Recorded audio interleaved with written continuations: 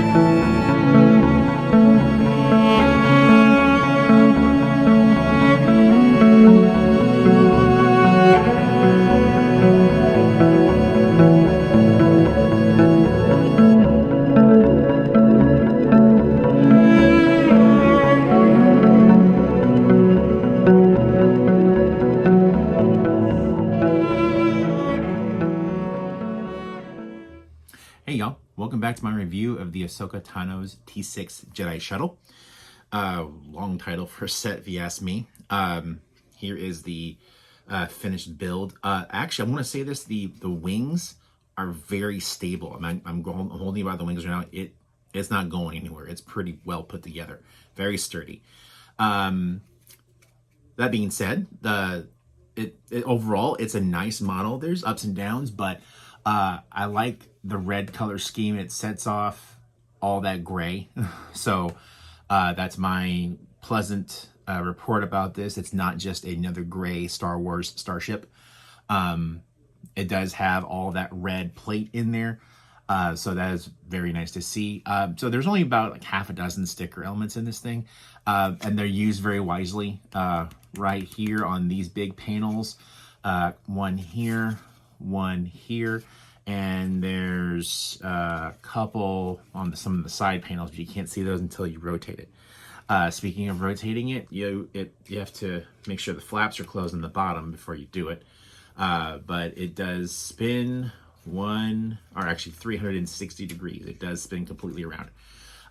Downside, all that exposed plate on the bottom. They could have added more covering or duplicated this on the underside, but that probably would have added several more parts and redesign of the wing structure on the bottom to accommodate that. So I can see kind of why they didn't, but at the same time, they could have. One of my major complaints about this set is the price point, and it was already too expensive. It was $80 to pick this up. I found mine for $32. Found it on clearance at Walmart. Nothing wrong with it. It was just on clearance, and I snatched up a good deal. That's why I got this ship, and it's a good ship. That's just a minor thing for me. When I display this, I'm going to display it so that you can only see like the top of it, or maybe on the side.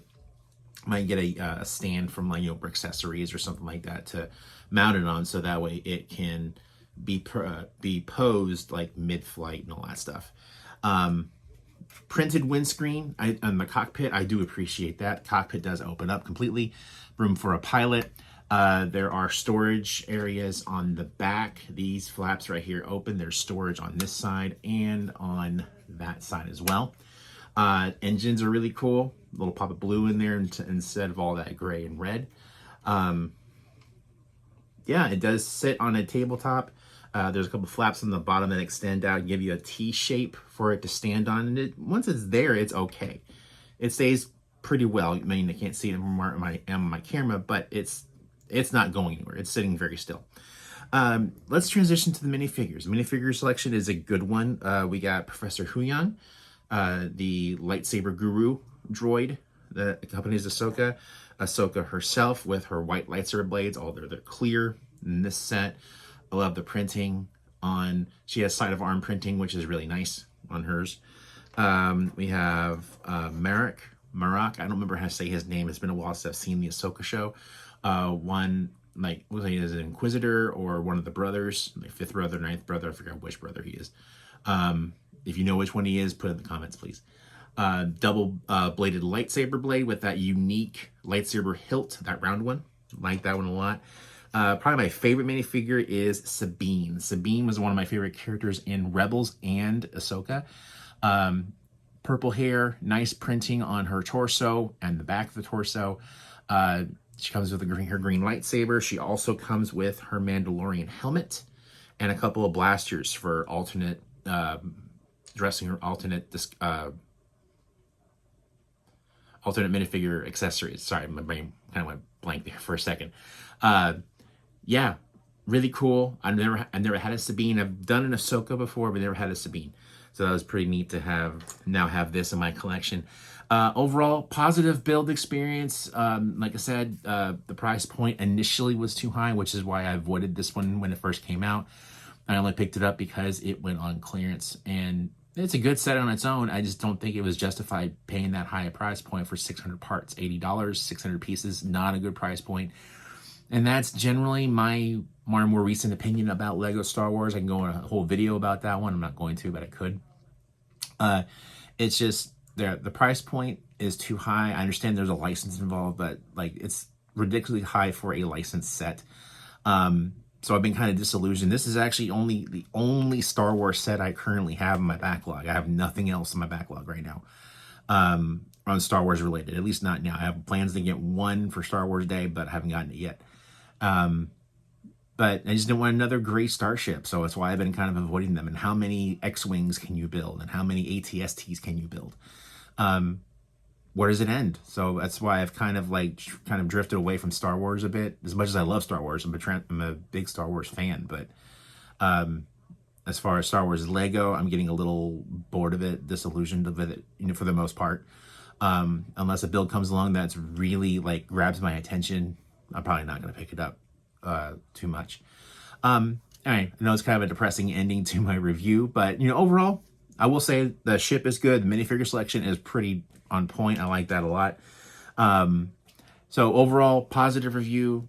I would recommend it if you haven't picked it up, especially if you can find it on clearance and new in box. Definitely pick it up there. And that'll bring this review to a close. Thank you for watching, and if you've enjoyed this video and this review, please like this video and subscribe for more content. And as always, all my socials are linked in the description of the video and in my bio, so please go check them out there.